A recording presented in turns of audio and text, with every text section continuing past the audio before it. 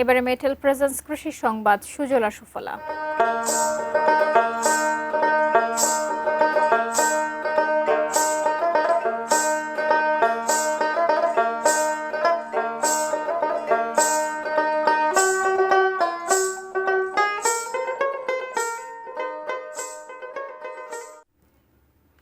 কুষ্টিয়ার দৌলতপুরের বিস্তীর্ণ চরে কৃষকদের কর্মব্যস্ততা, নানা রকম রবি শস্য বুনছেন তারা। গত বন্যার ক্ষতি কাটিয়ে ওঠার স্বপ্ন চরচাষীদের চোখে। কুষ্টিয়া প্রতিনিধি শরীফুল ইসলামের পাঠানো তথ্য ছবিতে ডেস্ক রিপোর্ট। বিস্তীর্ণ পদ্মার চর, বন্যার পানি চরের বুক থেকে নামতেই যেন আর বসে থাকার জো নেই কৃষকদের। টানা বন্যার ক্ষতি পুষিয়ে উঠতেই বুনতে শুরু করেছেন স্বপ্ন।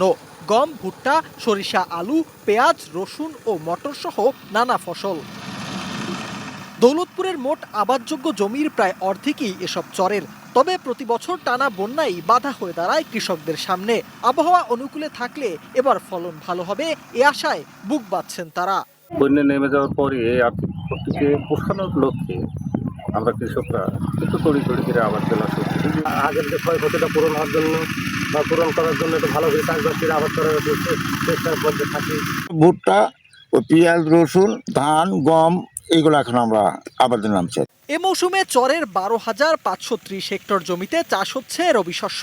বন্যা সহ যে কোনো সংকটে প্রণোদনার পাশাপাশি সব ধরনের সহায়তার আশ্বাস কৃষি বিভাগের।